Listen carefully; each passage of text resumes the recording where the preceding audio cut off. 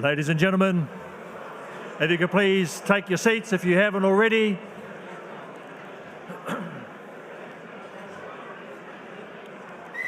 And then just a little bit of hush if we can. Kia ora everybody, nau mai, haere mai, welcome to the North Harbour Club, the Lexus of North Shore charity lunch. We do have a great afternoon planned.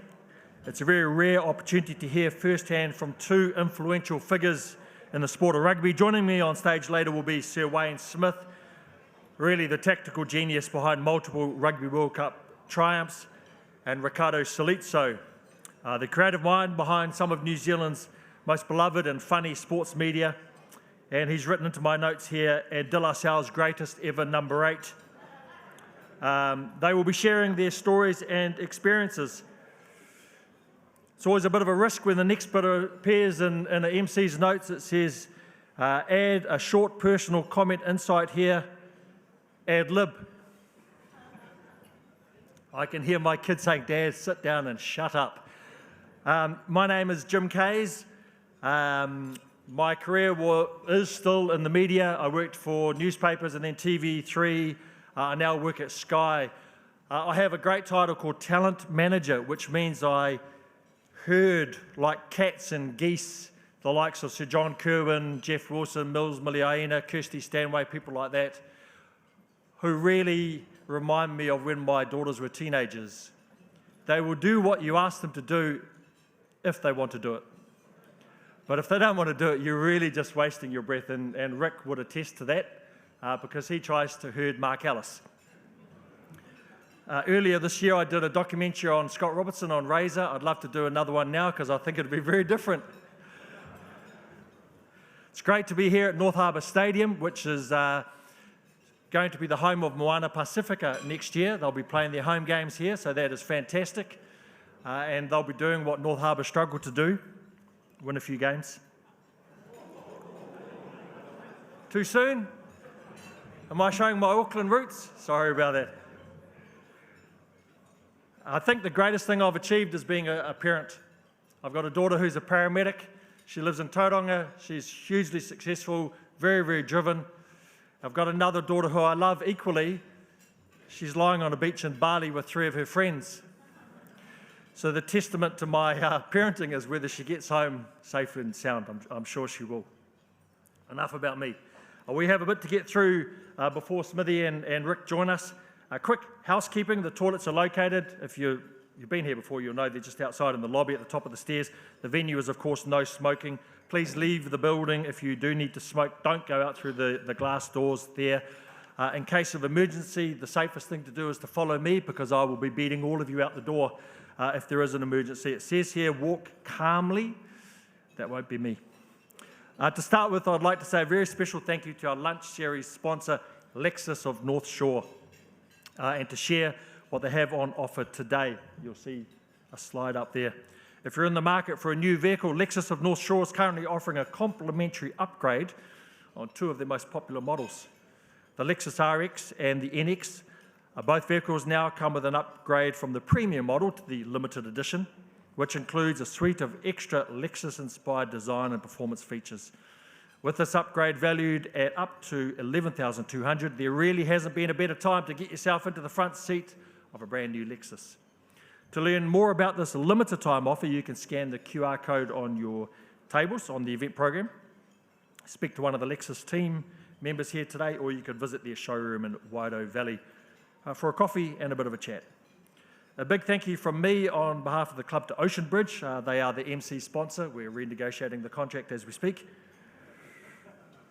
It says here again, personalise and introduce yourself. I think I've already done that. I must tell the truth today, though, because I have some family members in the audience. So, you know, when you embellish, that gets back to, you know, people. So I'll be very truthful today. If you are a guest today, thank you for joining us. We hope you enjoy yourselves. The North Harbour Club was established 29 years ago, and our values are all about excellence. By attending our events and via our fundraising auctions, memberships and sponsors, we raise money to give grant funding to the rangatahi, the youth of the North Harbour region, who are achieving absolute excellence in their chosen field. The club holds many top-notch events to attend, such as the Business Excellence Networking Breakfast at Regatta Bar and Eatery, great place to go. Our fun, social, next-gen sponsored networking events, charity lunches like today, and our flagship event, the AIMS Awards Gala Dinner. It is fantastic to have so many of you here today. Times are tough, we know that. You read about it, you hear about it all the time. So it's wonderful to have so many people here and so many of you prepared later on to get into that back pocket and dig deep and pay for some wonderful auction items, because that's why we're here today, for the lunch, for the entertainment, and for you guys and ladies to dig a little bit deeper and to stump up some cash. We do have some amazing auction items, an exclusive money can't buy experience that are up for grabs today, including our upcoming live auctions. If you have a look, again behind me, we have the Sachi's Kitchen Asian Master Chef Challenge Package, a fun experience for 8 people cooking their favourite Asian cuisines with Lexus Ambassador Sachi Nomara. We also have our second live auction is the 2025 Lexus Urban Polo VIP experience for 4 people, kindly donated by Lexus of North Shore. And we have an amazing 7-night stay for 10 people at No Road in Marlborough Sounds. This is worth $14,000 and it's been donated by Bridgewest Group. 7-night stay for 10 people, what could possibly go wrong? We have something for everyone available in our silent auction on the gala bid today, including a number of priceless experiences and items. All are displayed at the back of the room. If you haven't already registered, make sure you do, as you can't bid if you're not signed up. Just use the QR code, which is on your program to register. If, like me, you might struggle with that, then there's some young people here who can help. If you do have any problems registering, during the lunch break, visit the auction desk at the back of the room and one of the lovely North Harbour Club staff will help you out. Those silent auctions close at 2:35 on the dot, and throughout today's lunch we'll give you updates on the bidding. Thank you to those who have offered up these incredible prizes. Thank you to the wonderful people at Harcourt's Cooper & Co, our new Gala Bid silent auction site sponsor. It wouldn't be a fundraiser without a raffle. Who doesn't like a raffle? And it wouldn't be a North Harbour Club lunch without one either. Today we've got 2 fabulous prizes. There's a goodie-filled gift hamper and there are some Karen Walker sunglasses. So for those of you who have slipped away from work, perhaps without telling your wife that you're going to a boozy lunch, this is the perfect thing to take home because it'll make everything happy again. Or if you're one of the ladies here today, then this is going to look very, very good on you as well. If you haven't got your tickets yet, the Trust Board and committee members will be circulating during lunch and tickets can be purchased by F-Post or good old-fashioned cash.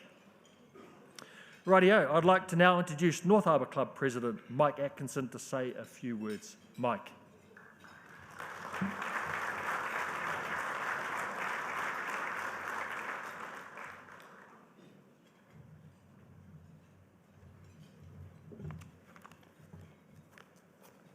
Well, afternoon, everyone. What a wonderful afternoon we're in for. It's great to have so many people in the room today. Thank you for taking the time out to come along and share in one of our amazing events. As Jim said, my name's Mike Atkinson. I'm lucky enough to be the president of the North Harbour Club, and it's always a privilege to stand up here in front of everyone and really see all the smiling faces, see everyone that are keen to catch up and celebrate and reward excellence, which sometimes is something that we don't do enough of. So, look, I'd like to just take a couple of minutes, talk through a couple of things around the club and mention a couple of special people. So, firstly, Jim's already done it, but I'd like to also thank you, our major sponsor, Lexus, and obviously really thank Bob and Mark Jago and the team there for supporting the club for a number of years now. They support these lunches. There's some great vehicles out the front. Go for a hoon, I'm sure they won't mind. You just probably have to buy one afterwards, but I'd encourage you to go and check one of those out. But I'd also like to extend a warm welcome to some special people in the room, obviously our club members. Thank you so much for continuing to support the club. And a couple of VIPs. We've obviously got Sir Wayne Smith that we're going to hear from a little bit later on, and Rick Salizzo, which will be entertaining. And if the pre-match conversation is anything to go by, I'm sure there's all sorts of stories and skeletons in the closet that might come out. Also, thank you to Jim for being our MC today. It's great to have someone like Jim's capability along and being able to kind of wrangle in Wayne and Rick and everyone else and keep us on track. So it's great that you're here. And thank you to Ocean Bridge again for sponsoring Jim. I'd also quickly like to acknowledge our life members in the room, Bob Jago, Joan Finlayson, Professor Ian Watson and Aidan Bennett, and our club patron and life member, Gary Monk. So if you are a guest here today and you're perhaps curious about what the club does and its initiatives, do feel free to ask one of the members that you might be here with, one of the trustees or one of the staff walking around from the club. Only too happy to answer any questions. There is some info on the tables as well. But of course the purpose of these events is really to give us an opportunity to learn, get inspired from leaders in our community, in our country, to network, to catch up, and of course, to make sure that we can support the ongoing purpose for this club, which is to reward excellence in the North Harbour region. And so we do that through the AIMS Awards. And I'm going to talk about that shortly, but one of the ways that you can help is through the silent auctions, the gala bid, and also the raffle tickets that Jim mentioned. But we wouldn't be able to put those things up without the kind support and donation of those people that have put those items forward. So thank you to those who have donated those items and experiences. We appreciate it. But as I said, what are we doing with the funds? Why are we here today? Why does the club exist? So ultimately, the objective is to support the youth in this region, and we have actually a couple of past winners in the room today. So a bit later on, we're going to hear from Charles Jing, who was our 2024 AIMS Scholarship winner for music. It's probably not a surprise he's going to be playing something on the piano. So very, very talented young man, little fingers moving so fast, it's like a blur. And also we've got a couple of other alumni in the room or winners. So we have Ashton Ding, who's our 2024 AIMS Scholarship winner for innovation, and Lauren O'Sullivan, who won in 2007 and 2013 for service to community. They're both going to be helping us go around the room and sell some raffle tickets. And so in terms of, I guess, with the AIMS and what it's all about, the AIMS Awards is an acronym. It stands for Arts, Innovation and Science, Music, Education, Sport and Service to the Community. And so those are the categories in which young people in the North Harbour region, 13 to 25-year-olds who are world beaters or on the path to being world beaters, apply. The North Harbour region's quite a broad region. It's based around the North Harbour rugby region, so it's really from Devonport all the way up north to Maharangi and east and west in between. So it's not just Albany, it's not just Takapuna, as some people think. So it is quite a broad reach. If you know of a young person that's achieving amazing things, and it's not just sport or music, but it could be service to community, could be innovation, then get them to jump online and apply. One thing I can guarantee, you will not win unless you apply. So if you do know some young people, encourage them to get on there. And the club rewards these amazing, talented young people on an annual basis through our gala dinner, and we hand out a couple of $100,000 a year supporting the youth in the North Harbour region. So it's a great organisation that is supporting high-achieving individuals. And in today's environment, sometimes that's, we don't celebrate that enough. We push those people down a wee bit. This is about helping them up and helping our future leaders really succeed. So next year, we've got our 30-year dinner for the club, and it's going to be a great night. So being 30 years, it's the Pearl theme. We're going with a Great Gatsby theme. It is going to be a heap of fun. A lot of alumni coming back to perform, the Oscars on the North Shore. So if you would love to come along, there'll be some more information coming out about this a bit later on, but I would certainly encourage you to be there. Just finally, in terms of, from me, a quick thank you to our sponsors. We aren't, I should say, able to run events like this, and the club would not be as successful as it is without sponsors. And our sponsors have a choice. They have a choice of who to support and where to spend their money in a tough economic environment. It's challenging to continue to support organisations, but we really, really do appreciate all the support and sponsorship we get. And for those of you in the room that are here today, one of our sponsors, thank you very much. I genuinely appreciate those contributions. I'd also like to acknowledge some new sponsors that have joined Harcourts, Cooper & Co. They're a gold level gala bid sponsor. RSM New Zealand, they are now our AIMS music sponsor. Milford Asset Management, who sponsors our Business Hall of Fame. are also sponsoring our art category for next year. And Turner Hopkins are also sponsoring our AIMS Winners Network. So thank you to our sponsors, all of them, for continuing to support the club. So if you're interested in supporting an organisation that's about rewarding excellence, achieving the best of the best, and giving back to talented youth in the North Harbour region, please do reach out.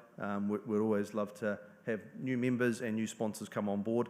But look, today is really a chance to listen and learn from some real legends that are linked around New Zealand rugby.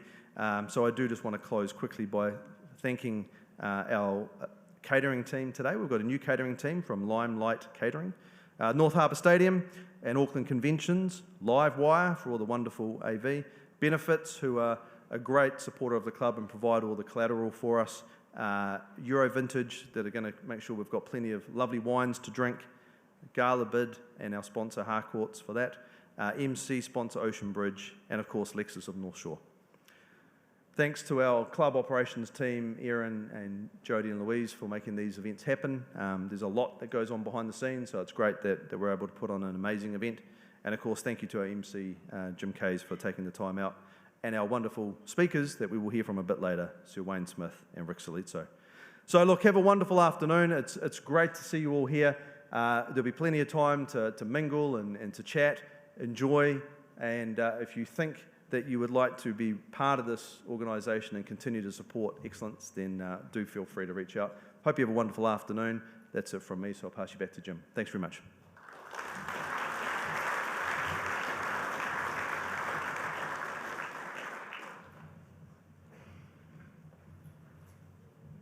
Thanks, Mike. Rightio, let's have a little bit of fun. Who doesn't like a game of heads and tails? With Lexus of North Shore, the heads and tails quiz, very simple. If you haven't played this game before, you probably haven't lived or been at a function like this. It's really simple. You've got to stand up. If you think that heads is the correct answer, obviously you put your hands on your heads. If you think it's tails, you put your hands on your bum. And there are good prizes. There are good prizes, $200, $100 and $50 voucher from the Ahi restaurant, courtesy of Lexus of North Shore and their ambassador, Ben Bailey. I do have them, yeah. We're a bit nervous that I might not have had the questions, and then I really would have gone off script. And that would have been entertaining, but perhaps I wouldn't have been back next year. So, stand up if you can, please.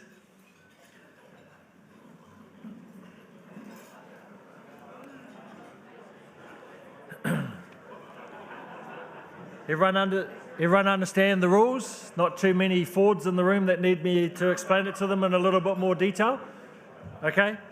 All right. When did Lexus begin selling hybrid vehicles in New Zealand? Was it heads between 2000 and 2005 or tails between 2006 2010? So 2000 to 2005 or 2006 to 2010?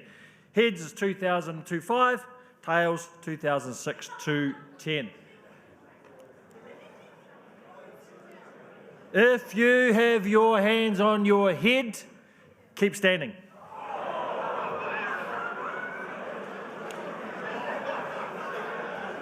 Lexus introduced hybrid models, the RX 400H in 2005. Alrighty, who was the first patron of the North Harbour Club? If you think it was Sir Peter Blake, put your hands on your head. If you think it was Peter Menzies, put your hands on your bum. Peter Blake, head, Peter Menzies on the bottom. Everyone sorted? If you thought it was Peter Menzies and you have your hands on your bottom, then put your bottom on your seat. Because you're wrong.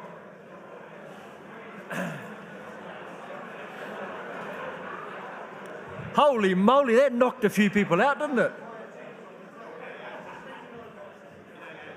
I think we need to do a crash course in the history of the North Harbour Club, because that's appalling. The first patron and half the room sat down. Anyway, the All Blacks have not lost at Eden Park since 1994.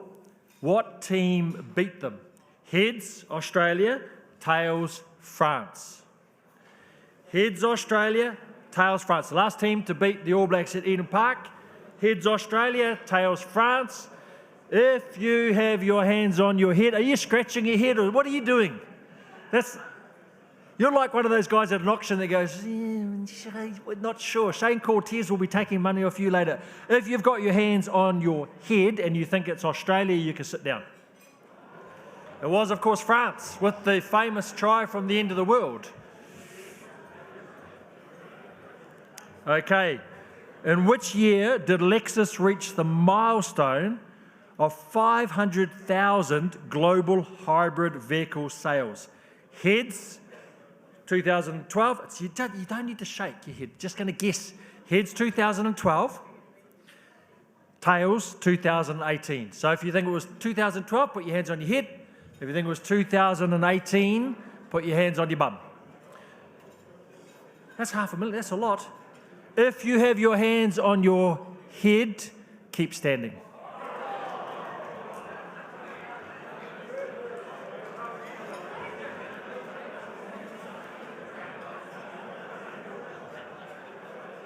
Can I just check where the Lexus table is? Where is the Lexus table? Because I hope you guys are performing quite well, because there's been 3 Lexus questions now. If you haven't got those right, then really, I think your performance appraisal, your one-on-one is not going to go very well.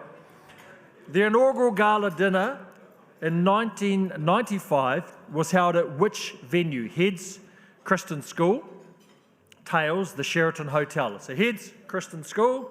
Tails, Sheraton Hotel. You've got yours on your chin. You've gone heads for Christian School. It must have been a very memorable night because it was not at Christian School. It was at the Sheraton Hotel. So if you were there and you didn't remember that, then that's a sign of a good night. Who have we got left? 1, 2, 3, 4. Anyone else behind? 5. Okay, we've got 5 left. We've got 3 blokes and 2 ladies. Let's see if we can sort them out. Who holds the record for the most test points by an All Black? Is it heads, Dan Carter? Is it tails, Andrew Mertens? This is trade in your passport material, this one. Heads, Dan Carter. Tails, Andrew Mertens. What have you gone with? Everybody gone heads? It's Dan Carter? Yeah, just as well. Okay, keep standing for your head, Dan. How many years of experience does a Lexus Takumi craftsman require before being able to work on Lexus interiors? Whew. How many years do they need before they let them inside the car? You can work on the trim, mate, maybe polish the wheels, but we're not letting you inside the car until you actually know what you're doing. Heads is 5 years. Sorry, confusing. Heads is 5 years. Tails is 10 years. What are you going, 5 years or 10 years? Heads, heads. Heads over there, tails, tails, tails. Come on, guys, it's Lexus. 5 years ain't enough. 5 years ain't enough. If you went with 5 years, sit down. Jingos. Okay. Who was the North Harbour Club Supreme winner in 2013? Heads, Lydia Ko, Olympic champion. Tails, Lord, not a bad singer. Heads, Lydia Ko. Tails, Lord.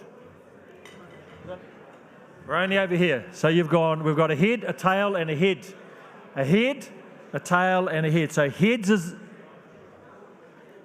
You're doing the Macarena, mate. You've gone heads, and then you looked at me and went tails, and now you've gone heads again. Pick one. Which one do you want to go? You want to go heads? You've gone tails, and you've gone heads. And we've only got 3 left, haven't we? You, sir, are our winner. It was a tail, Lord.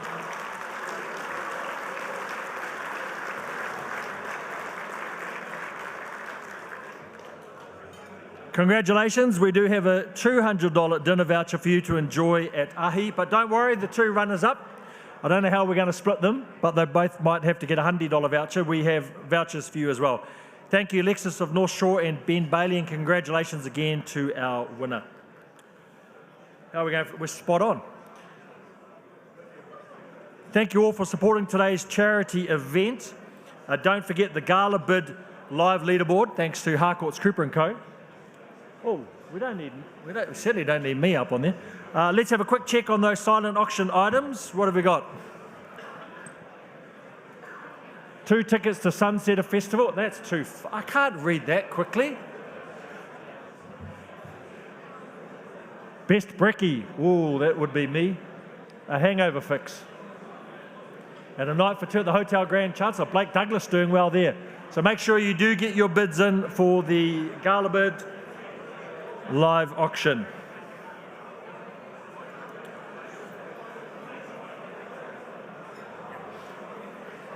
Ladies and gents, just a little bit of hush. We do have one of our alumni coming here, so just please a little bit of hush if we can.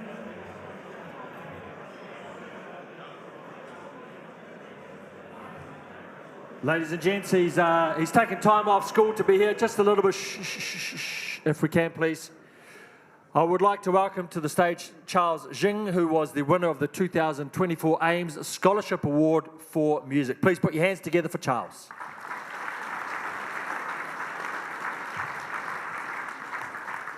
Come over here, mate. Don't be shy. Don't be shy. How are you? I'm good. Are you in trouble for wagging school today? No, I got a late pass. Nice. Nice. I like those. Rick Salizzo had a lot of leave passes when he went to De La Salle. In fact, his school had a reunion the other week, and I said to him, you could have made it so much simpler than getting everyone around, just gone to Mount Eden Prison.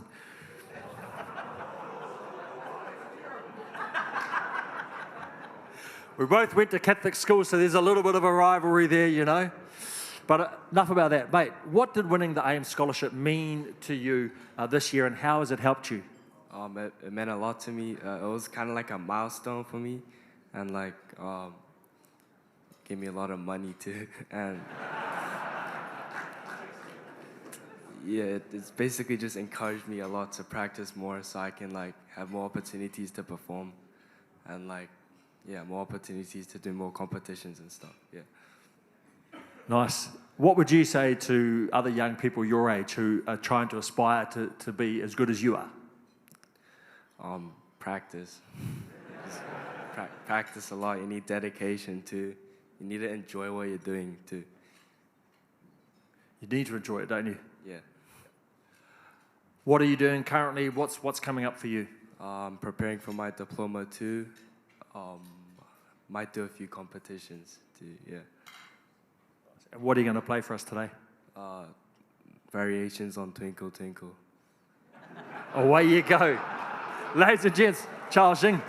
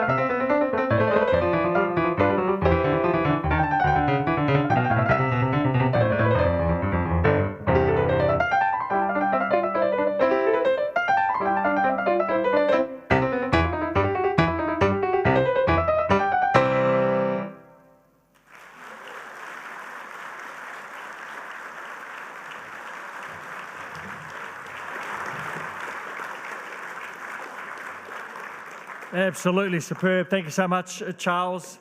Our 2024 AIM Scholarship Award winner, that was very twinkle. It is now time to enjoy your delicious lunch, served by the staff from Limelight Catering. If you do have dietary requirements, don't worry, we know about it. The staff have your seating details and you'll have your dishes soon. During lunch, the trustees, staff or club members will be visiting your table for raffle ticket purchases for those fantastic prizes we have up for grabs. Remember to dig deep. All funds do go to the AIMS Awards. Enjoy your lunch. I'll be back with Smithy and Rick at about 1:40.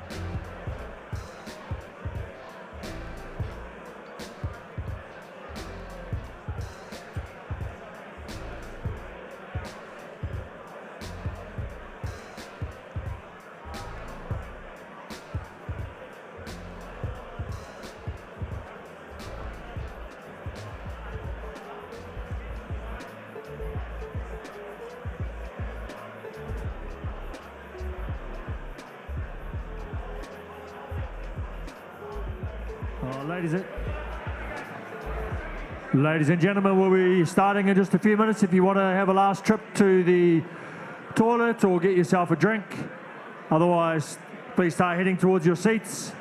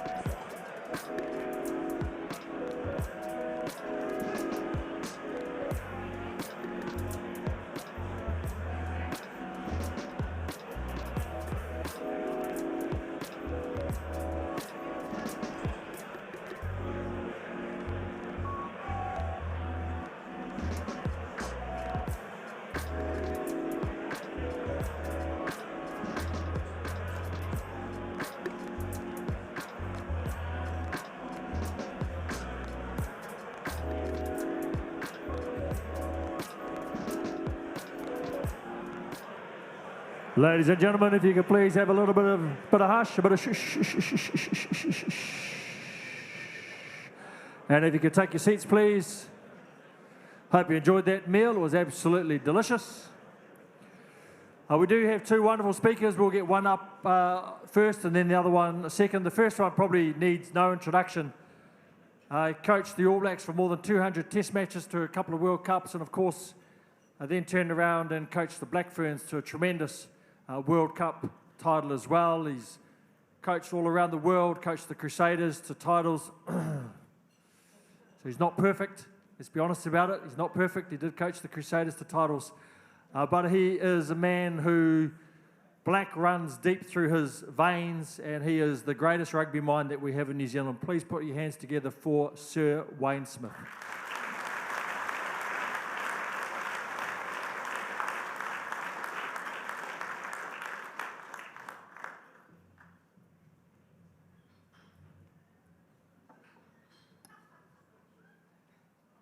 How are you? Nervous. We've done this dance before.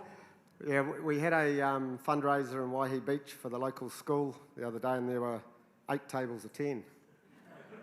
I thought this might be the same. No, it's a little bit bigger. What have you been up to? You've been overseas a bit. You're advising. I know Palanato's got you now on the books for Moana Pacifica for next year. What else have you been up to? Well, we spent winter in the Gold Coast. Nice. Some of you probably realise that I was offered a contract by New Zealand Rugby Union about the time that Razor got the job with the All Blacks, and they sent a contract through. I sent it to my agent, and he pointed out that down the bottom it had the contract was with NZC, the commercial entity, rather than NZR. I thought, oh no, I'll be doing like coaching platforms for money all around the world. So I didn't accept that, and I help out where I can, but yeah, we had the winter in the Gold Coast.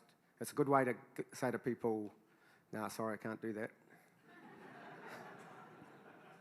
That is true. Obviously, your last big coaching gig here in New Zealand was with the Black Ferns when you won the World Cup. They've had a couple of test matches, a couple of losses now to England back to back. What are your thoughts sort of on how the Black Ferns are going? Well, you just said it. Yeah. I was hoping for a little bit more in depth, really.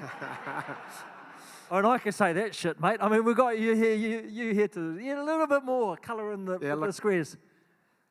Every time I talk, I get home and I think I'm living in the past. But the problem, like the issue for me today in rugby is the over-structure and the over-detail. I see rugby simply as a game of chaos, a game where you want the other team not to be able to handle the chaos, and you want your team to be really clear about where the opportunities are now. So you're shaping the opposition defence to attack in certain areas. Today, you even see some teams slow the ball up so that they can get the people in the right position before they run off a ruck. With the Black Ferns, I think like Trish and I went and watched them in Ballymore against the Wallaroos, and I was sitting next to Phil Waugh, who's a great Wallaby, and he's chief executive of Aussie Rugby. The girls won 63-0, and it was phenomenal rugby. Like, it was offloading, must have been 20 offloads in the game. They hardly kicked, kept the ball alive constantly in the tackle. And at the end of the game, Phil Waugh turned to me and he said, shit, I wish our men could play like that. So the women they've got the ability, they've got the brains, they've got the work ethic to be the best in the world. I think they're kicking the ball too much, and that'd be the one thing I would say. I think they're kicking the ball away too much, and I know that there's a feeling in New Zealand rugby that we've got to kick more and we've got to kick better, but yeah, I like box kicks. I ban box kicks wherever I go, and I just think they're an absolute waste of time. I'll just tell you a short story about that. So when I went to Kobe in 2018, Kobe in Japan, the first thing I said, I had Andy Ellis as halfback and a Japanese halfback play for Japan. And I warned them both in a selection meeting that if they did a box kick, they'd be dropped for the following week. It was a bit challenging to Andy at the start. I had Daniel Carter there as well, and they were both pretty keen on box kicks, but after about a month, they bought into it, and they could see the value of us holding onto the ball, or if we did kicking it to where the seagulls were, because there's no players there, or kicking it to each other, kick passes rather than just booting the ball away. Andy didn't play the final. We played the final that year up in Tokyo. Had the wee Japanese halfback who'd played a lot of games for Japan, and we won 55-5, but the 5 points that they scored was from a box kick that our little halfback did, and he forgot. We drove him all, and he forgot that he wasn't allowed to do it, and nature kicked in, and he kicked the ball. It got bobbled around, and they ended up scoring the try. And the first, he came over to me in the change room, we were having a beer. He wasn't having a beer. He came straight over and apologised for the box kick. So no box kicks. I don't mind that. You've retired from rugby 3 or 4 times. and they keep bringing you back. It's wonderful. Maybe we could bring you back for the next World Cup as well. How on earth did they convince you to go so far out of your comfort zone to coach the Black Ferns? Yeah, it's a long story, that one, but I'll try and make it short. So I knew the coaches of the Black Ferns. They'd been in Europe the year before. Some of you know that they had about 170 points put on them against England and France. We were a mile off the game, kicked everything out. The other team would have a throw in, they'd maul, get a penalty, kick it down our half, maul again, another penalty, then they'd finally score. So Graham, Henry and I had both seen the same thing, and we'd been chatting about it, so we decided to talk to the coaches and see if they wanted a bit of advice, sit down with us, and we'd take them through some stuff and maybe help them a bit during the year by analysing games and giving them some of our thoughts. In the meantime, there had been a mental health issue on tour, so one of the players, when they got back to New Zealand from Europe, they were in quarantine here in Auckland, in quarantine, and one of the players went on social media and alleged that the coaching staff and the rest of the staff had created mental health issues for her. So NZR kicked into gear, did a big review of that campaign. I was flying down to Christchurch for a camp as an advisor to the coaches, got off the plane, and the findings of the review came out. So I turned up in camp. A couple of the coaches resigned on the spot. The leadership and culture guy resigned. One coach remained, Wes Clark, and I was there. So they were like zombies. The staff were, it was a really damning report, and it was a really difficult time. I took every session that week. I remember standing up once it became obvious that I was going to have some input. I was standing in front of the media and they said, how are you going to win the World Cup with the Black Ferns? And I said, well, I applied for the pension 2 days ago. I'm not quite sure myself, but I essentially, after the first week, I got home. We'd trained all week. We played a men's team down at Lincoln University, got a hide in there. I returned home to Waihi Beach. I still didn't know what they wanted from me, really. I had laryngitis because I'd been yelling at the girls for a week. We were trying to get an attacking game going, attack. I was actually grabbing some of them by the shorts, and I'd go, where are you going? Like we'd have a scrum on this side of the field, and we'd be attacking here. And one of the girls was running right over to the other sideline. So I grabbed her by the shorts, said, where are you going? She said, I've got to get to the far sideline, Smithy. I said, but we're attacking here. Yeah, but that's where I'm told I've got to go to. And sometimes she would bump into a player coming the other way because she had to go down the other touchline. The hooker threw the ball into the line out, and she jogged all the way across to the far touchline. The ball changed hands twice, and by the time she got there, it was a scrum, and she had to jog all the way back. Oh, this is how the game is going, and I just raged against it.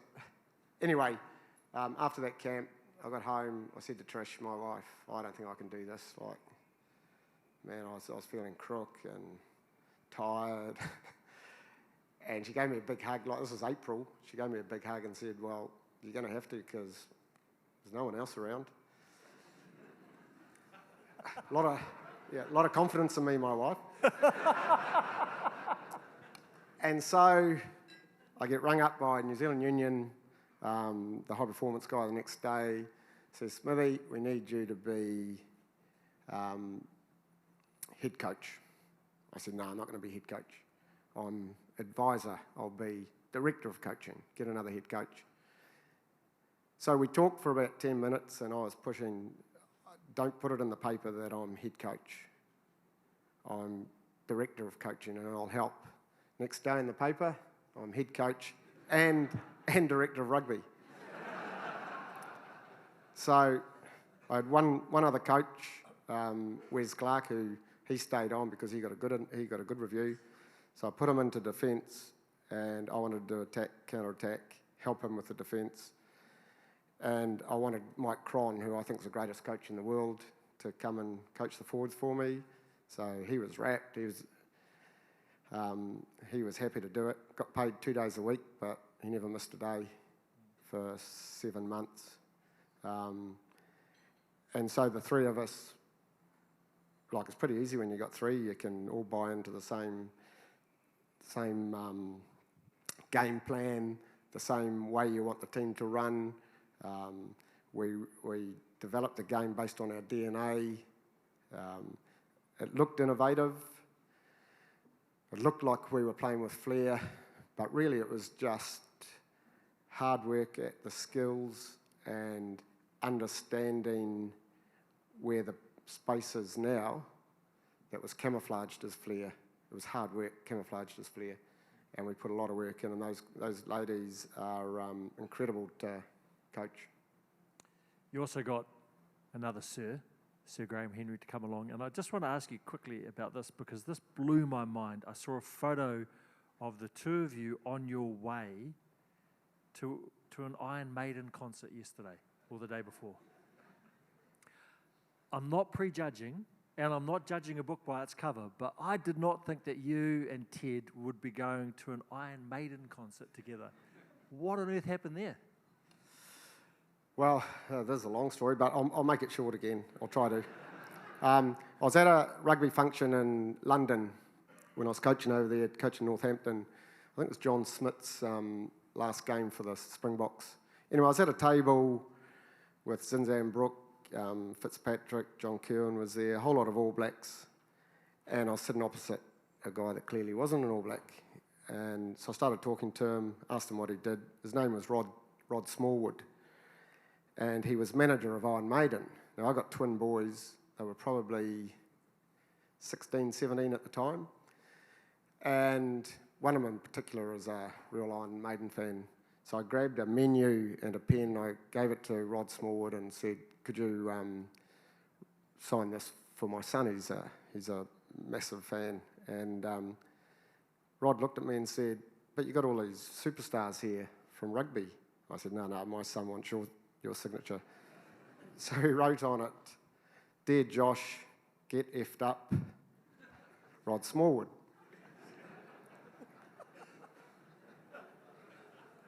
So I ended up integrating him into the All Blacks, or integrating the band into the All Blacks. So back in about, it might have been, after World Cup 2007, when we came back 2008, I changed to defence. So Ted had been doing defence, so I changed to defence, and he sort of changed to attack, but head coach.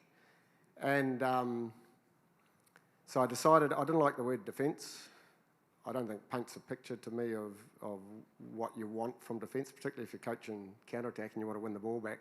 So I changed it to the Black Plague, and I decided to use some Iron Maiden music, so I used Fear of the Dark. So for every preview, every review that we had, I'd pump out Fear of the Dark, and the boys loved it. And Iron Maiden started doing T-shirts for us. So I don't know if any of you have one of their T-shirts, but there's a fan down there.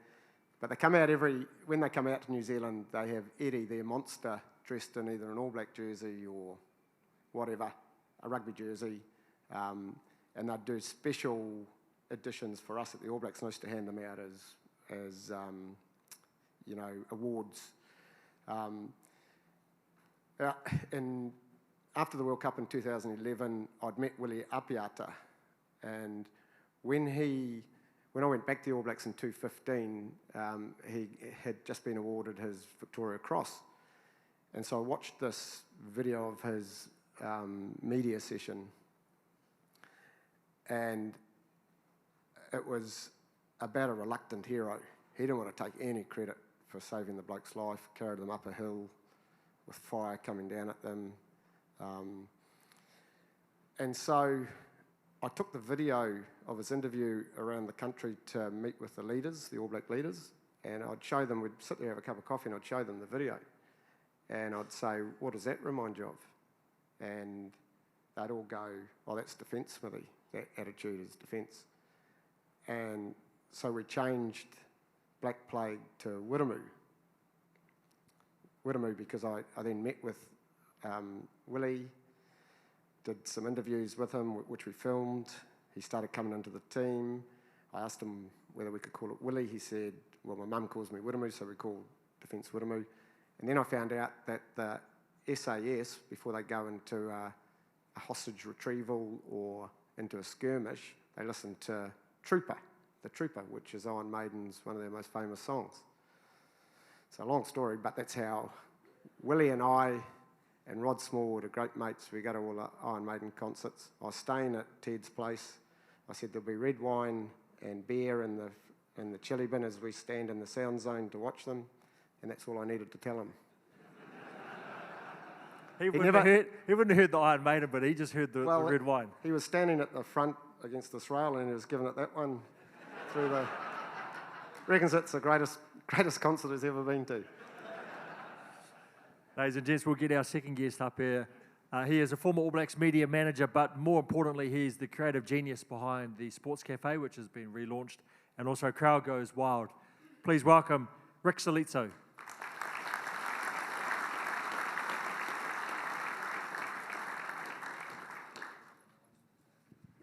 Didn't you guys don't you have ties? No. Okay. Well, let's be honest, yours was given to you by the Blues because you served on the Blues board during one of their stellar years. And it's the only tie And it's the only, you said you own two. What's the other one? Yeah. Barbar's tie. So both have been given to you? Yep. And you're giving us stick for not You know having how a much tie? ties cost? They're like $100 or something. Overrated. More importantly, what's the last concert you went to? The last concert I went to was, I've been living in the US for the last 4 or 5 years. So I went to Lucas Nelson, who's Willie Nelson's son. Okay. And probably the other one was Crowded House in New York. And it blew me away, actually, because, you know, we all love Crowded House, but I didn't realise how big they were in the US. And so this was the Beacon Theatre, which is an amazing theatre in New York. And the place went completely nuts for Crowded House. And they're all Americans. And I just had Kieran Crowley, who'd been coaching the Italian team, had come to New York to visit. And I said, mate, I got tickets for Crowded House. He said, oh, what do they do? And I was like, mate, they're quite popular. Do you want to go? And he said, yeah, we'll go. So I got tickets for him and his wife. And he said afterwards, he said, yeah, I recognise a couple of those songs. You know? So You've had a bit of a brush with music royalty in the past, though. 1995 World Cup. The lead singer from the Commitments movie I hate this story. Came in contact with the All Blacks, didn't he? No, I hate this story. Talk us through that, mate, because that worked out well. I don't come out with it well. So I was the media manager for the All Blacks at the World Cup, and we came down to breakfast and we saw the lead singer from the Commitments, a guy called Andrew Strong, and it was a movie that we all loved, and so the boys were talking to him, and I got introduced, and we were like, he said, any chance for a couple of tickets? I said, mate, the All Blacks were due to play Ireland in the World Cup opener, and I said, absolutely. So I organised some tickets for him. We were a bit starstruck, you know, Hollywood movie star and stuff. So the day of the game, he came back to see me, and he said, mate, I've had my room broken into, and someone's stolen the tickets. I said, oh, shit, we've got no more tickets, but don't worry about it, we'll get you in. So we put him up in an All Black tracksuit. And we put him in our security van. So we had the bus and the security van. And we drove into Ellis Park, and he was there with our security guys. And then after the game, he was in the changing room having a beer with the boys, photo taken with Jonah, you know, wearing All Black tracksuit and stuff. And then the deal was he was going to sing for us in the team session. So we went back to the hotel. I rang his room, didn't answer. Went back, banged on the door. He sort of comes out and he says, oh, sorry, mate, I've lost my voice. Can't sing. So I sort of had to go back and tell the boys that Andrew Strong couldn't sing for us, which apparently was my fault. And it was a disaster, you know. And next morning, Colin Meads, we left. And we put him up in an All Black tracksuit. And we put him in our security van. And we drove into Ellis Park. And he was in the changing room having a beer with the boys, photo taken with Jonah, you know, wearing All Black tracksuit and stuff. And then the deal was he was going to sing for us in the team session. So we went back to the hotel. I rang his room, didn't answer. Went back, banged on the door. He sort of comes out and he says, oh, sorry, mate, I've lost my voice. Can't sing. So I sort of had to go back and tell the boys that Andrew Strong couldn't sing for us, which apparently was my fault. And it was a disaster, you know, and next morning, Colin Meads, we left. And Pine Tree was like, go and get that bloody tracksuit off that fat guy. So am I fat Irish guy, I think he said. So I went to his room. He was comatose on the bed wearing our tracksuit. I pulled the tracksuit off him, kicked him up the arse, and then went back on the bus. And then about 4 days later, I got a call from the Johannesburg newspaper going, I understand that you've been sucked in by the Andrew Strong impersonator. Do you have a comment? And I said, yes, well done.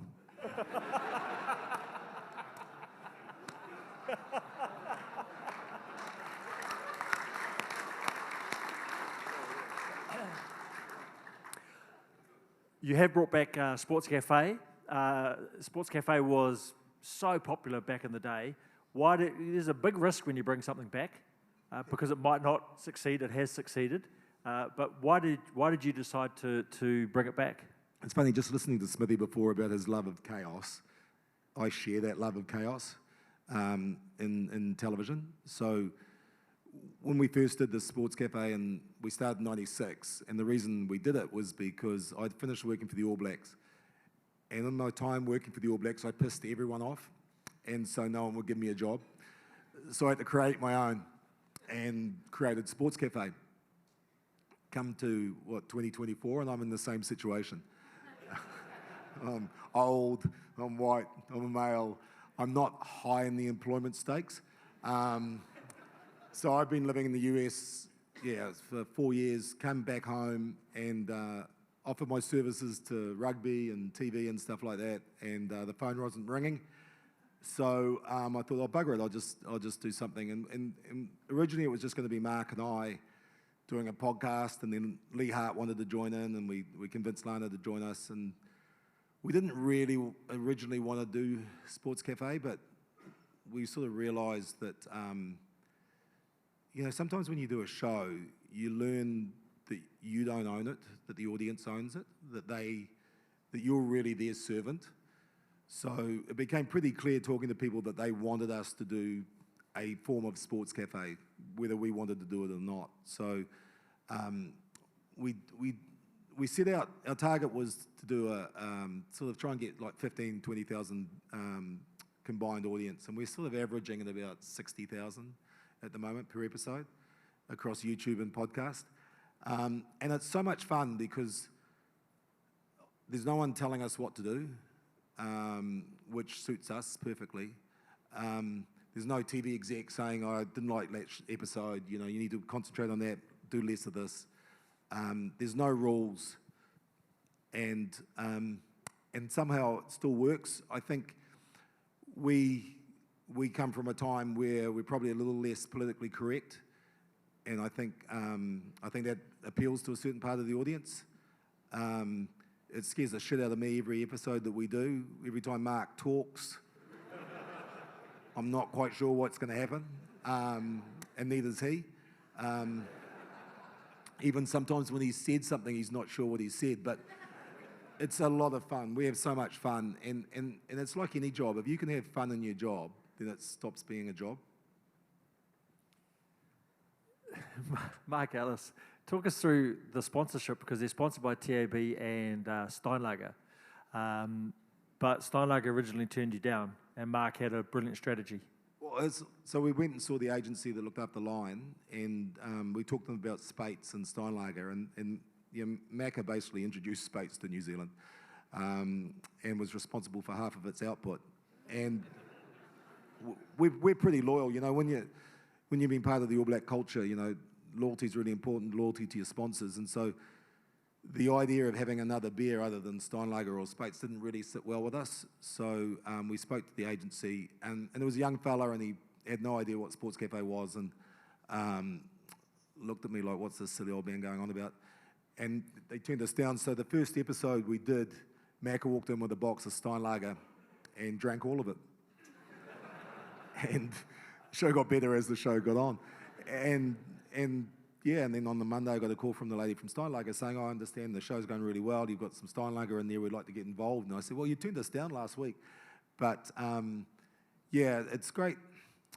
I mean, having a partnership with a brand is really important. You've got to have a partnership with a brand that you feel comfortable. You know, you got to be authentic about it. You can't just take a brand and go, they're giving me $1 million, I've got to pretend to like them.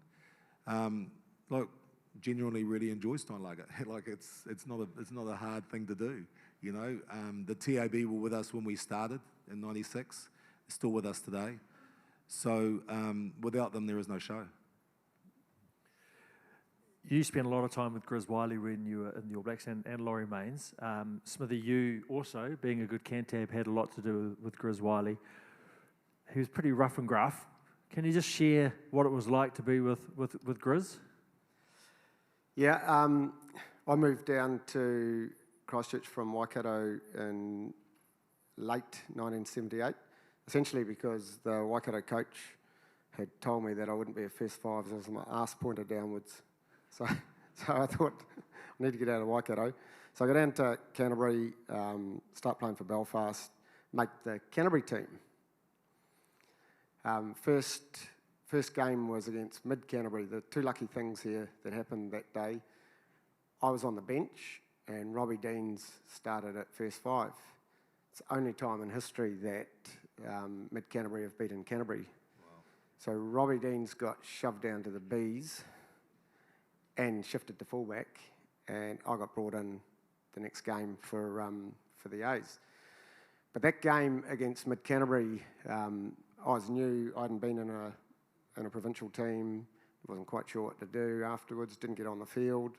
Went and had a quick shower. Hopped on the bus. Had this guy John Collinson who was playing for us. Played for Auckland after that, and he gave me a bottle of quart bottle of Spate of Canterbury Draft.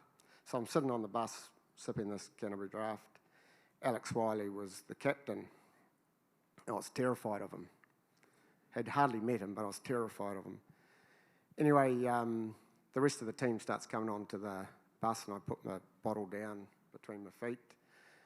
Alex Wiley and Bill Bush come on last, and they go down to the back seat, which they own.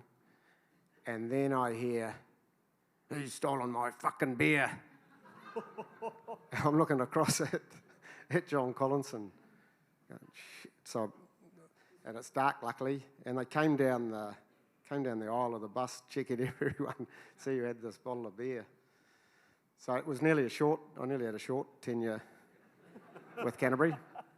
The other thing I remember most about Alex as a player, so he was our captain, was we only had two moves from a scrum. One was righto and one was lefto. And he would literally stop the game, so the refs were terrified of him, like everyone was. And he'd pull his head out of the scrum and he'd wander over to me and go, "Righto." And then he'd go back into the scrum and the ref would let the game come on. But when he stopped playing and became coach, he changed my career. He was tactically excellent. He had Dougie Bruce, who had been a first five for the All Blacks before I played for them. They were tactically great. They created an incredible team spirit within our Canterbury team. We ended up holding the shield for 4.5 years. It was an amazing era and probably the greatest years of my life. But as I said, it could have all finished early.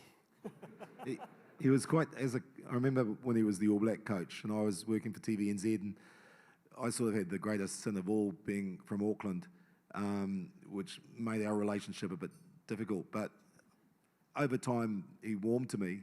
5 years, I think it took. And there was one test, I can't remember what test it was, but the manager was a guy called John Sturgeon, who was a great man, a West Coast coal miner. And Grizz wasn't scared to go out and have a beer or a whiskey sort of the couple of nights before a test, fair to say. And after training, I saw Grizz and Sturgey go up, and Sturgey was getting into him a little bit. And then, I was a member of the media, and obviously, to be respected, Grizz walked in and smacked me in the chest as hard as he possibly could. I said, what have you did that for? He said, if you come to bloody training hungover again, I'm going to give you a bloody hiding.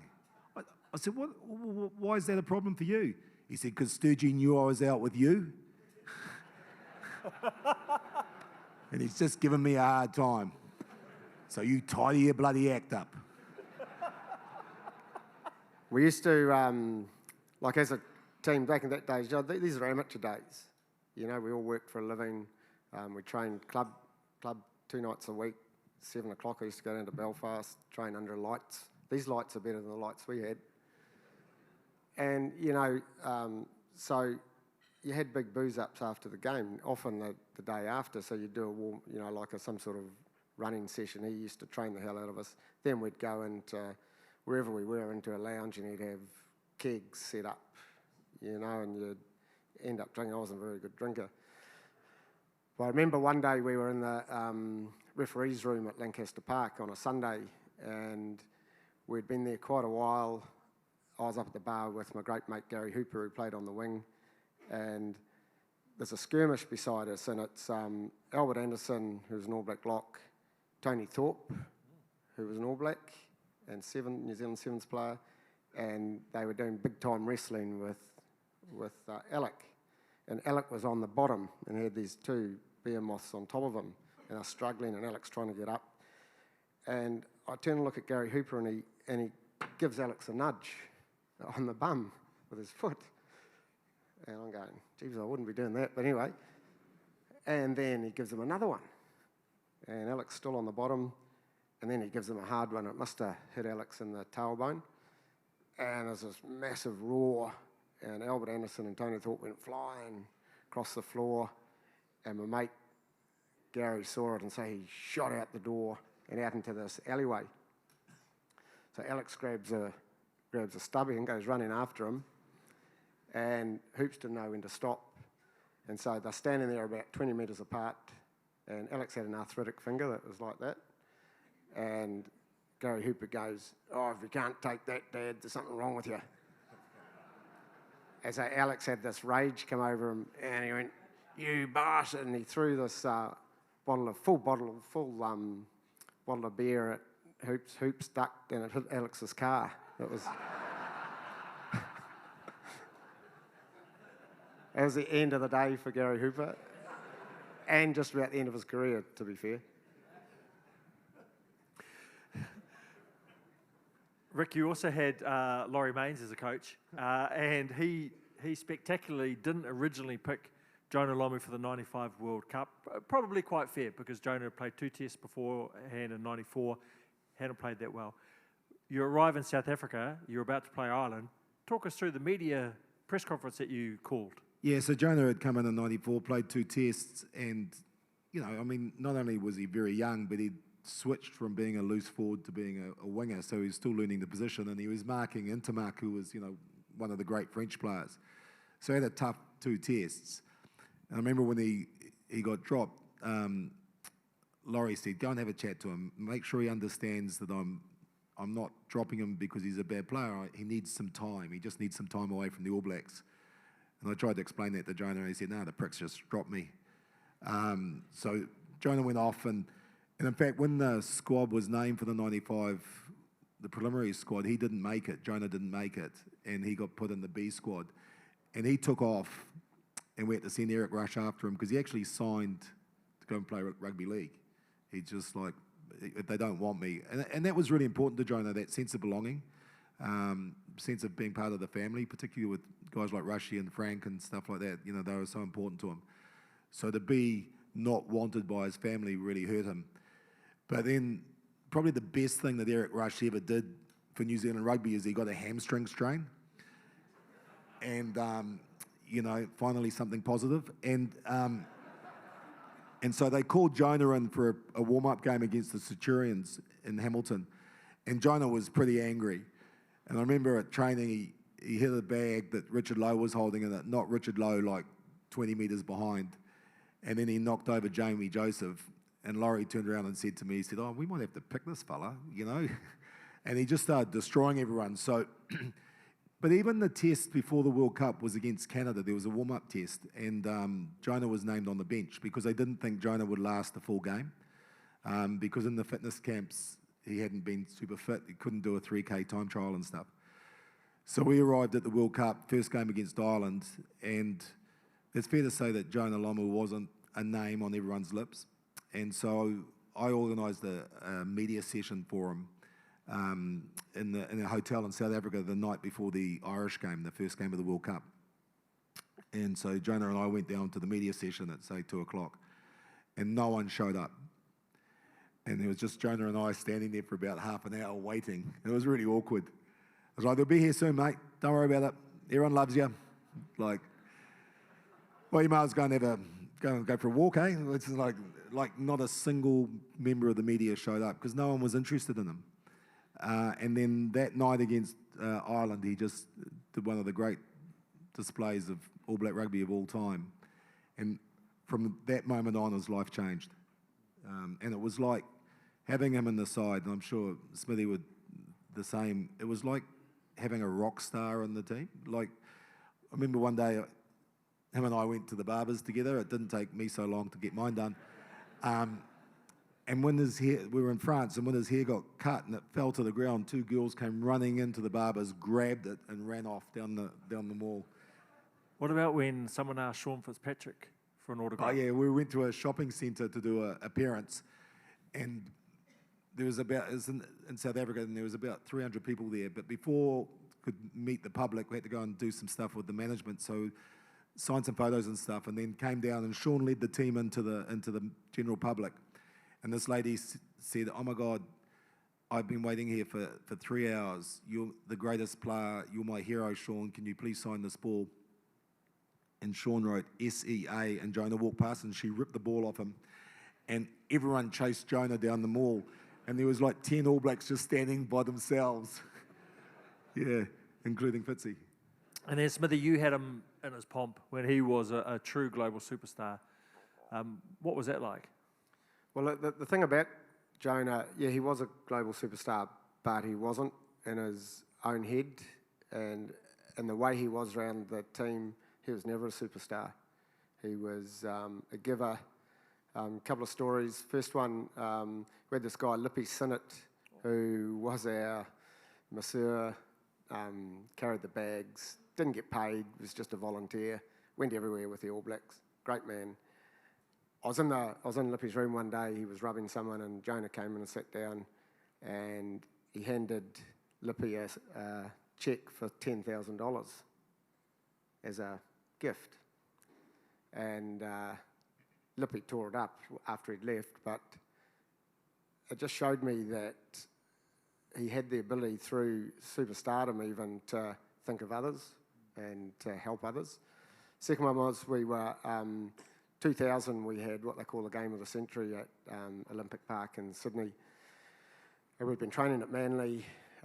He and Peter Alatini and I were walking back to the bus, and we hear about 20 metres away these 2 Tongan women come towards us, and one of them yells out, "Jonah, we're your aunties." And so we stop, and the 2 ladies come up, and he pulls his wallet out, opens it up, and they took the money out. And Jonah just gave them both a big hug. They clearly weren't his aunties, but that's what he was like. He was generous. He had learnt to put less money in his wallet, but it was still a fair bit of money. So we start heading back to the bus, and then we get we're about 20 metres from the bus, and you hear, "Pete, we think we're your aunties as well." And Pete turned around and said, "No, I'm Samoan boy." Can I tell you one more about Jonah? Because when he played against England in the World Cup semi-final, scored 4 tries, had one of the great games of all time. And we were on the bus from the game because we flew straight back to Johannesburg to stay at altitude. And I got a call from a Johannesburg journalist saying, "Congratulations on the game. We just need to check a story. Is it true that Jonah Lomu was arrested the night before the test because he was in the van with a girl?" And Jonah had met a young lady in Bloemfontein, and they got married eventually. And she was lovely. And we knew that her and a group of friends had driven down from Bloemfontein to Cape Town to support Jonah. But I got this call, and I got quite indignant, and I said, "How dare you cast aspersions on Jonah? Like, he is a magnificent young man. He's got strong Christian values. He's just played the greatest game of an All Black in the World Cup. Scored 4 tries. You know, this is a disgrace. You're a disgrace to the profession. The poor journalist at the other end apologised profusely. He said, "Look, I'm sorry. I just have to do my job. I need to check this story. I understand now that it's not true. 1,000 apologies. I'm really sorry to insult you. Please, I beg my forgiveness." So I hung up and I said to Frank Bunce, who was his roommate, I said, "Buncey, where was Jonah with you last night?" He said, No, he was down in the car park with that chick from Bloemfontein. I think he got done by the cops. So, We're going to take some questions, but can I just quickly ask you, Smithy, you did bring up the game of the century. All Blacks race out 21-0. Australia come back. It's 21-0 against Australia in Sydney, 109,000 people there. So quite a good achievement. And then Australia come back, it's 24 all at halftime, and your son was watching in the stands. And what did he have to say? We got a lot of that wrong. So, How did I get that wrong? well, it was 24-0 after 8 minutes. It was 24-0 after 8 minutes. gonna argue So 3 tries, Cullen, Umanga, Alatini, Yes. all converted, and a penalty from Mertens, 8 minutes. I remember turning to, because we were new, Tony Gilbert and I, he was my assistant. I turned to him and said, "I don't know what John Hart was complaining about this job." And then, 24 all at half time, and we were getting cut to bits by Gregan and Larkham and co. My son wasn't there. My son was staying with a friend of ours back in Christchurch, and he got up at half time, started wandering up the stairs, and he was heard to mutter, that man's got to go," talking about me as coach. So, families. But that game was an amazing game, and Jonah, like you said, his game against England was one of the greatest games in history. Most of his games that he played were the greatest in history, and he scored a fantastic try at the end, right at the end to win that game for us. Yep. What I loved about that game is we just kept attacking. We kept attacking, and so did Aussie. It was a great game of rugby. If you get a chance, go and watch it on YouTube. Yeah. We're going to take some questions. She's been gesticulating at me for the last 10 minutes. Who's got a question from the floor? Don't be shy. Otherwise, I've got a lot more. But if you want, anyone? Okay. Nice and loud, mate. We'll be able to hear you.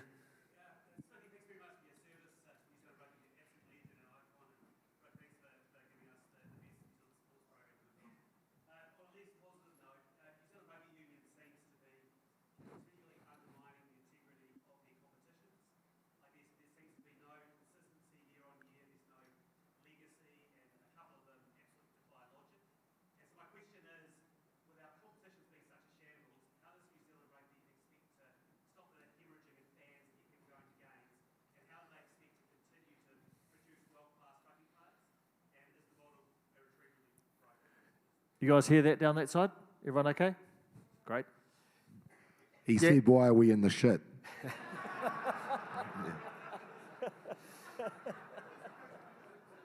Yeah, to be fair, it's not just New Zealand rugby. Clearly, there's a relationship, with South Africa and Australia that went sour. The South African teams left to play in Europe. The Aussie teams were starting to drop in the level of performance. A lot of their players moving overseas.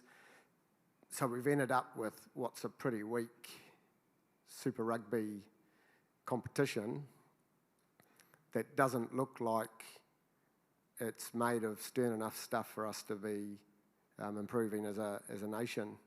And so that there needs to be change. There's no doubt about that. I think recently there's been a bit more conversation around how we do that, and I think the tours of South Africa coming in are going to make a big difference. I think having Pacifica as part of the competition, Drua, maybe Japan will come in. Hopefully South African teams will come back in and we can create something a bit more that's competitive every single week, and hopefully the Australian coaching movement starts and they can have better coaches and better players coming through. I think there's a big challenge with other sports. NRL's a big mover. I know in Australia now, the NRL clubs put their best kids into rugby schools, and so they'll play for a rugby school. Guys like Payne Haas, Cameron Murray, Angus Crichton, guys that are stars of the game, all played rugby at rugby schools, but they were already contracted to league clubs. So they're smarter than us, I think, because they're smaller. They're not reliant on a world rugby body, which determines a lot of what we do. I think the whole Silver Lake thing and the need to improve our economy, our finances, has played a part. That's sort of stolen a lot of the focus has been on that, on making our game, finding ways to make it earn more money, trying to get a bigger following globally, whilst perhaps losing a following locally. And the board structure's been talked about at length. I think it's going to be better than what it is.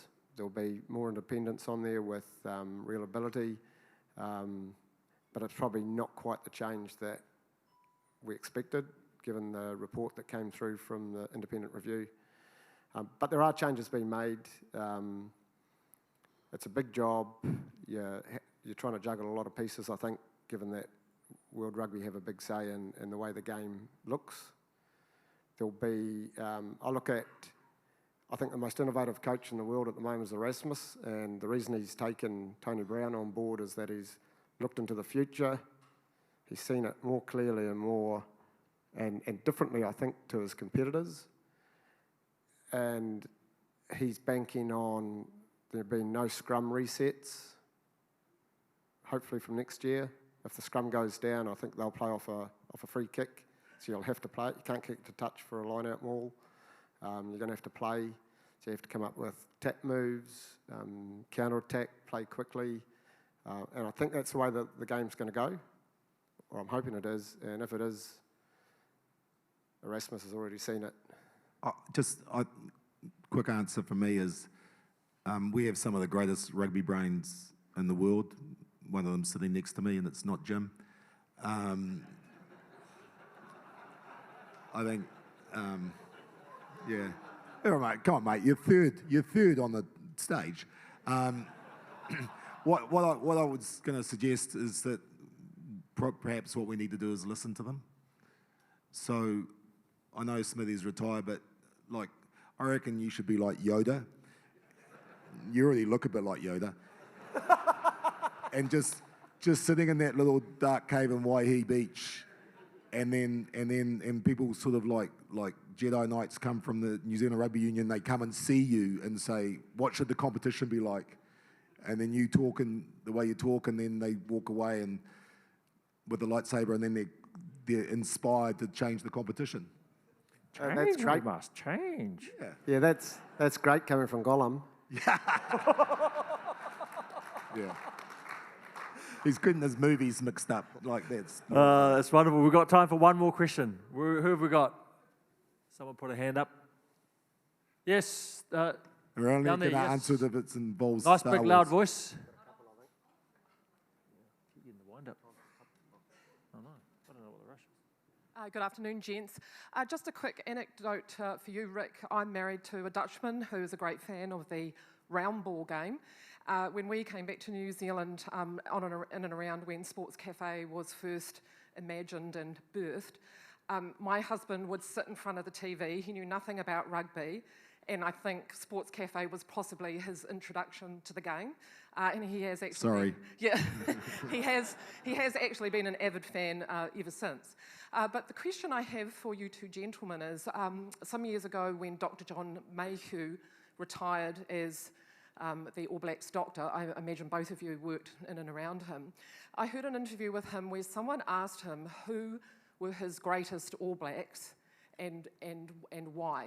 And two of the people he offered up were Jonah, because he had to manage being a great All Black through his kidney disease. And the other person was JK, John Kirwan, because he had to manage his mental health issues through what was a great All Black career. So what I'm asking you two gents is, if you had to pick a great rugby player, might not necessarily be All Black, one each, and what would your reason be for choosing those people?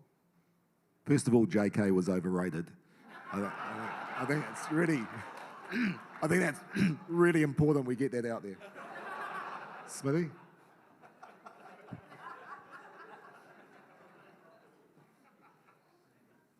Who's your favourite player? No, well, you go first. Yoda?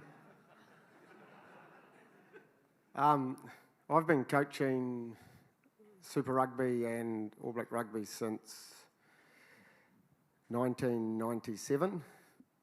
What's that? That's a long time ago. I coached previously in Italy. I started coaching as a player in 1986. I can do that sum, that's 38 years. So I've had a lot of players come through. I think just one of the very many would be Tana Umaga for me. Not just as a player, but as the first Polynesian captain of the All Blacks. And he changed the way we operated. So in 2005, we were on a Grand Slam tour. Halfway through the tour, we were having Graham and Steve Hansen and I were having a coaching meeting. There's a knock on the door and Tana walks in. And normally he wouldn't come to a coach's meeting. So he walks in and sits down and we're chatting, and Ted turns to him and says, "Okay, Tana, what can we do for you?" And he said, "Ted, who are the team talks for before the game?" And Ted sort of went, "Oh, well, I think they're pretty important. They're, got a lot of young players, Tana, and I'm pretty good at them, and I think, I can get the best out of them with the team talk." And then he said to Tana, "So what do you think?" And Tana said, "Get rid of the team talks, Ted." And we've never done a team talk since.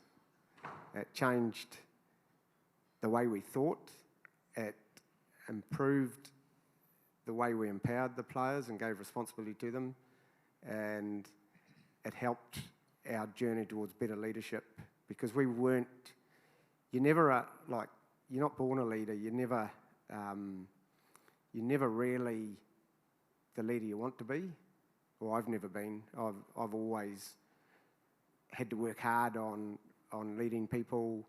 I've met a lot of diverse people around the world that's helped me with finding different solutions to different problems. And Tana was one of those. And he probably still is with Pacifica. Yeah, I knew you were getting a job at Moana. Wow. Mine was going to be, I remember the first time I played against Zinzan Brook was a really eye-opener for me. We were both in the under-21s, and I realised after marking him a couple of times that I wasn't good enough to be an All Black, that's what an All Black looked like. But the player, probably one of the greatest rugby players I've ever had the luxury to sort of be part of his career, and I'm only going to say this if we all promise never to tell him, was Andy Ellis, All Black halfback. When I took the job at CEO of Rugby New York, I rang Smithy, was the first person I went and saw Yoda, and I asked for some advice, and he said to me, "The first person you need to sign is Andy Ellis." And I thought, that average Crusaders halfback, that guy, why would I sign him? He said, "Trust me." He said, "There is no one better at building the culture of a team." And so I signed him and brought him to New York, and Andy and Emma and his family lived upstairs from me. And every day he amazed me about how he would build the culture of a team, how he would make other people around him so much better, including myself. One of the greatest leaders on and off the field, mad as a snake. What I used to love about him was that he would get things wrong all the time. So when he first arrived in New York, He ordered everything from Amazon to sort of fill out his house, and then his card got cancelled because they didn't know he was overseas, so he rang up the bank and got it fixed, and then he ordered it again, and then something else happened. And so for the next 3 weeks, he would have 3 of everything arriving. 3 tables, 38 chairs, you know. He'd get a lot wrong, but there's no one quite like him in terms of building a culture, and I think in any team, you know, you can have great athletes like a Jonah or a Michael Jones or a, I'll say Terry Wright rather than John Kirwan, but to have those people in your life that can build the culture of an organisation is something special, and that was Andy Ellis. Smithy, you want to have a quick word about leadership, don't you? Yeah, just to follow on, Andy Ellis, great leader, and you don't need to be perfect, you know, because it's an ongoing, you're building it constantly through bad examples and good examples. I've got 2 examples for you just to finish. One was a bad example in Italy. So we're down in Rome, it's about midday, we've got a game at 2 o'clock, I'm having a little espresso coffee with the manager, Dino Minigazzi, who Rick knows. So sitting there, and Dino's one of those really humble, really, gullible type people. And he couldn't get the time difference between New Zealand and Italy. So he asked me what would be the time in New Zealand now. So I looked at my watch, it was midday in Italy. I said, it's 1 o'clock in the morning, Monday morning.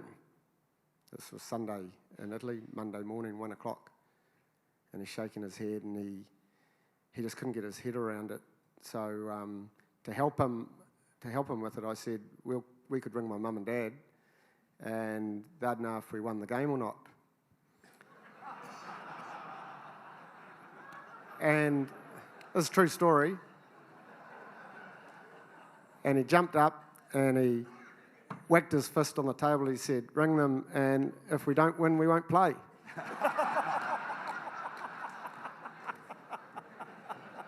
So that was really good leadership learning for a young guy. This is 1986, young player coach. The other side of that coin, I was lucky enough to meet up with John Wooden in 2007. I was presenting at a sports conference in Redondo Beach, California, and he lived over there. Now, John Wooden, he was 95 at the time. He'd been voted in 2000, he got voted the coach of the millennium in the States. He'd won 10 national basketball titles with UCLA. He'd brought through people like Kareem Abdul-Jabbar, you know, superstars of the game, and he was the greatest coach in history. And so they asked if I wanted to go and have a cup of tea with him. And, man, you know, I was so excited. I had a framed All Black jersey that I was going to give to the conference, but I decided to give it to him. So we went round to his place.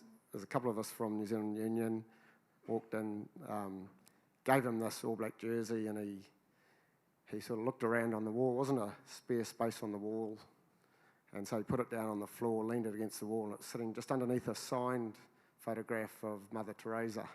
Well, that's appropriate. I had one question I wanted to ask him.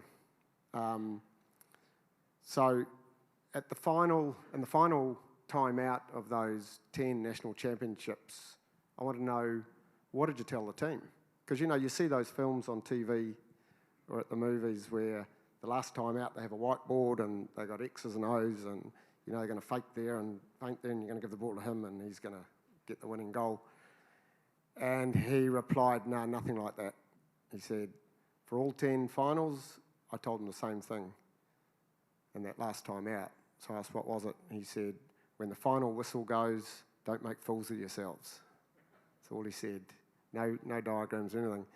And, you know, that's about having faith in your team, empowering them. It's about love of the game. It's about respect for the other team and respect for the referee. And so it wasn't about, the race wasn't all about winning for him, it was about how you run it. And to me, it was a major learning for me in terms of leadership, because it spoke to the heart being as important in leadership as the head. and that's sport, isn't it? You know, and love of the game and heart overhead. What a wonderful note to finish on. Ladies and gents, please put your hands together. Rick Salizzo, Sir Wayne Smith.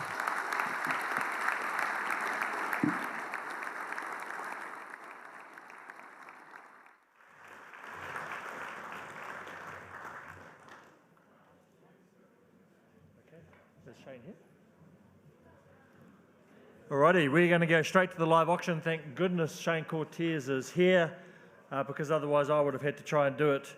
Please put your hands together from Harcourt's, the National Auction Manager, Shane Cortez. Hey mate, good brother, how are you? No, it's all you. Yeah. No. I personally think Jimmy will be a very, very, very, very good auctioneer. I heard those numbers in relation to that great game, and they were average numbers. There, we got those, but they were good. Hey, thank you very much. We'll crack on, ladies and gentlemen. There's plenty of money in the room. That's what we're here for today. It's good to see so many familiar faces. To Jim and our guests, that was fascinating. Thank you very much for being here today. Great stories, lovely stories. Rick, I don't know how you keep Mark Ellis in track. But anyway, we're going to crack on. Live auction number 1. Soki's Kitchen, the Asian MasterChef Challenge package is up for number 1. It is valued on there, ladies and gentlemen. We're going to get well in excess of that valuation, but this is because this is bringing out your inner MasterChef. It's a fun group experience as well. Saki Nomura is a Lexus ambassador. Is they here today? But is he here today? Unfortunately, but he is a Lexus ambassador. It's a fun and exciting event for groups. They'll show you how to cook your favourite Asian cuisines. It's a fun game element. Everyone splits into teams and they have some fun. This is different, ladies and gentlemen. This is something to do with friends. It's 3 hours. We're going to take 8 people there. We've got complimentary bubbles on arrival. And thank you to May and the team at Lexus for donating this one. Let's crack on, ladies and gentlemen. What do? We've heard 3 wonderful speakers. Let's show them how much we appreciate them by giving me some money. Who kicks me off? Opening bid? Opening offer? Anybody seen talking? I take that as a bid. Someone want to get 8 people. Do we go $100 ahead and go to $800? 500. Geez, I want to play poker against you straight away, does it? $500. No, I'm going to get 500, Shane. Okay, 500, 600? 1,000, straight away at $1,000. There we go at 1,000. He puts 500 on and he's sitting right behind you, but I've still got you in my eye line right here, right now. Do you want to put another $500 on and take 7 of your mates away? It'd be a great day. Yeah, okay, good on you, my friend. 1,100. He puts 10% on. What do we say, mate? Do we go straight to 15? 1,200. Okay, it's just like being at home, ladies and gentlemen. The kids don't listen to me there either. But there we go at 1,213 now. I'm still going to look at this side of the room as well. But at $1,200, there we go. Appreciate what you've done. At $1,300, we can catch my eye then and go 1-3. Should we do it together? Yeah, I'm talking to you, my friend. Are you talking to me? I'm talking to you. $1,300? Yeah, good. Okay, good. I'll talk to you again in a minute, I'm pretty sure. At $1,400, my friend, I'm talking to you now. At 14, or do we go $200 ahead and just make it 1,600? I reckon that's going to knock them out of the park. Always good to come in with a big bid. If I'm being too cheap, let me know. Don't want to insult you. But at $1,300 here, we're selling it away to you, my friend. You and 7 mates are going, they'll love it. You, yeah, the one I'm talking to. $1,300, look over here. Perhaps a little 50 on top. But once, twice, third time at $1,300. Soki and the team at Lexus, thank you very much. We are sold. Well done, my friend.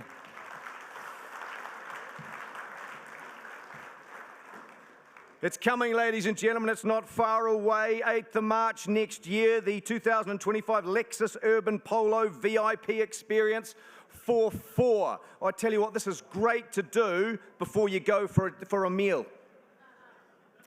We've got tickets there for you. So what we're going to do, we're going to give you an unforgettable day.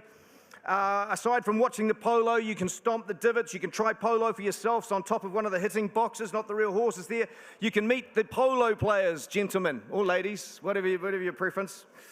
You can check out the DJs on the main stage. You can grab an Instagram-worthy snap at the photo wall. I can see that as the target art market for this audience right here, right now. The VIP experience includes 4 tickets to the VIP Lexus Marquee. We're also going to chauffeur you to and from the event in a Lexus vehicle, so you can forget about Ubers, you can forget about anything like that, and you can enjoy the luxuries of that champagne. Ladies and gentlemen, what do we say? 4 of you at the Polo next year on a VIP experience. $1,000, do we kick us off there? I know how much money you've got. No, not you, you've done well. Do you want to start at 1,200? A Lexus Polo Experience. Now, if you're that way inclined, ladies and gentlemen, the Polo riders are very striking looking people. It's worth it, that alone. You tell me what you want to pay. All the money donated today, straight into the club. So how much? Good on you at $500, at $125 a head. Geez, that's a good day out. At $500, perhaps we move straight to $1,000 if we can, but I'm happy to play with whatever you want to give me today. Let's have some fun. You can throw some funny numbers at me, let's go. But at $500, I can't sell at that level. Geez, I'd like to see some more money in the room at that. What have I got there? How much, my love? At $100 more? Yep, okay, it's $600, $700 now. We're moving $100 lots there. At $700, I've got you an 8 at the back of the room now. At $800, at 9, can you just give me the nod at 9? At $900, get you at $1,000 if you like. At $1,000, just with a nod, I got you, my friend, at $1,000 now. Now we're moving, now we're running. At $1,000 and 1-1 now, 1-1 I've got. At $1,100, we nodded away at $1,200. Yep, $1,200. Good on you, my friend, at $1,200. At 13 now, it's a good night out, isn't it? It's a good day out at $1,300. It's 14 now, at 15 if you like. At 1,500, yep, good at 1,500. What do you knock it out of the park, the Polo Park, and go to 2,000? All the money's donated through. It's a great day out. The VIP exclusive marquee, the champagne, the polo, the DJ, the players. 1,600, got you at $1,600. You're so close to have it there at the back of the room, it's not yours anymore as we chat away. It's not yours. Do we go 1,700? But it's selling it over here at 16. I'll go 1,650. Should we give it a go at just $50? $12.50 each. Do we go there? Yep. Otherwise, I sell it at $1,600. The value on this one, ladies and gentlemen, at $1,688. Perhaps we increase the bid at $1,700 and make me feel better about selling it. Slightly more than the value that it is actually worth if you bought the tickets for real. Can we go me and you 17? Good on you, my friend, at $1,700. I'm not stopping there, though. At $1,700. Ladies, do we have one more go at $1,800? Well, I look over to this side of the room who have been ever so silent. Otherwise, I sell it at 17. Once, twice, third time. Are you sure? Are you sure? Those Argentinian blokes on horseback. White jodhpurs. Otherwise, it goes. I'm going to give it to this fine young gentleman to go and see those Argentinian players. It's sold. Well done, my friend. 1,700. Appreciate it.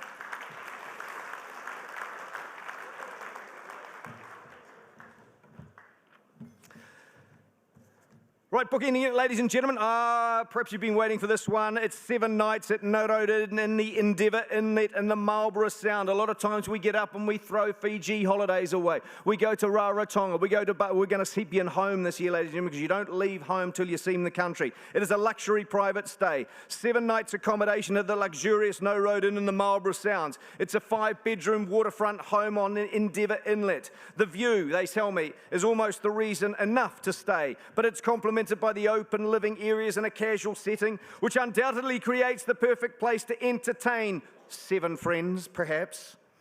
And in the property there, it's perfect for al fresco dining. Some of New Zealand's most stunning walking tracks, including Queen Charlotte Track, is right on the doorstep. There are available dates there. It's kindly donated by Bridge West Group. The dates are coming up, I believe, 23rd of November to the 30th of March. We can look into next year, the 15th to the 22nd of March, the 29th to the 5th. It's a 5-bedroom house, ladies and gentlemen. It sleeps a maximum of 10 guests. You and 9 mates. What do we say? How much? At $1,000.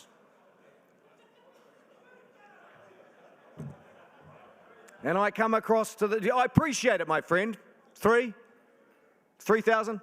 You're a good man. At 3,000 and 4th straight away, I've got you on $4,000 now and 5 if you like, maybe where we should have started, but we go 5 together. You can yell out this one, ladies and gentlemen. Just remember, it's at 5. I've got you at 5,000 straight away at $5,000. The value on this one, ladies and gentlemen, you won't be surprised to hear, is $14,000 because it's written up there. There we go.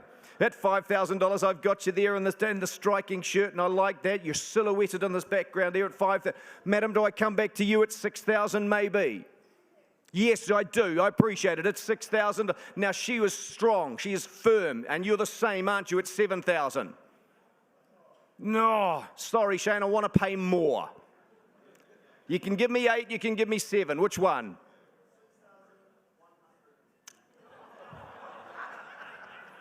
$6,100. I'm going to take it because you started me off. It's 6-1, but that's the last time. It's 6-1. Madam, don't follow suit. Do we go to 7,000 and show them who's boss? 7.5, 6.5. All right, okay. You show me who's boss. I tell you what, she did 4 times your bid then. At $6,500. At $6,500. I'll move in 500s if you like to come to this. Perhaps 7,000 over here if we can. A wonderful time down in the Marlborough Sounds. A private suite. There you go. You, 9 people, 5 bedrooms. The views. Queen Charlotte's down on your doorstep.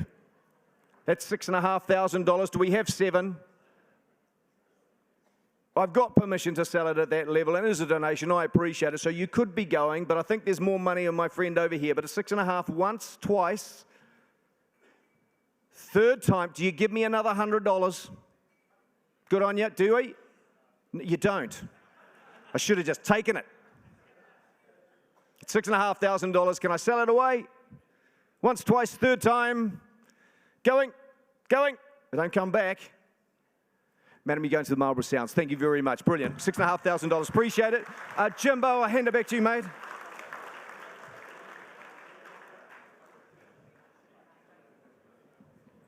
Thanks, Shane. Well done, buddy. All right, we are almost wrapped up here.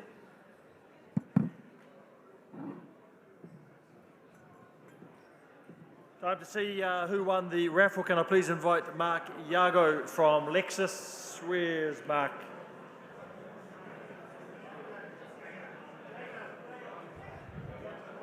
Need you to come up, put your hand in here and pull out a couple of raffle tickets. You've got to do some work. Yep, giving us money is one thing. You've got to come and actually do some work. Come on, Mark. Thank you, everyone, for purchasing the raffle tickets. Let's see who our winners are. First up is the gift hamper. Thank you to all those businesses that contributed. Snowberry, Only Good Health Basics, Sweet Moments, AFT Pharmaceuticals, Forsyth Bar, and Manuka Doctor. And the winning ticket is 13473. 13473. Are they still here? Has someone got that? Hey, there you go. You, sir, are going to be very popular when you go home. You have won the gift hamper.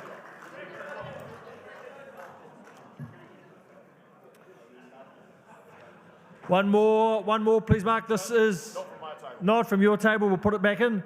This is the Karen Walker sunglasses valued at $159, donated by Lexus of North Shore, and it includes a bottle of bubbles. And the winning ticket is 19. Whoa. Sorry, fellas. There's a bunch of blokes that aren't meant to be here and wanted to go home to their wives and say, hey, look, love, I had to go to a business lunch. I had to get half cut, but I brought you some beautiful sunglasses. And they all just went, stink. No, that wasn't stink. No. Okay, sorry, fellas, we'll read it again. 19452. Is that person here? Hey, there you go. Well done, buddy. Come up and get your glasses. Congratulations to all our winners. That was, of course, donated by Lexus of North Shore. The silent auctions are now closed. I hope you enjoyed the bidding. Thank you to all our amazing donors for today's live and silent auctions. Thank you again to Wayne and to Rick. That brings us to a close. Final stages of the formalities.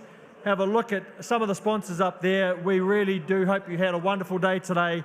Thank you to Euro Vintage Wines Benefits, Livewire, Limelight Catering, Auckland Conventions, Gala Bid sponsors, Harcourts and Cooper & Co, and Ocean Bridge, and to the team at Lexus. No one's listening, it's like being at home. Have a wonderful afternoon.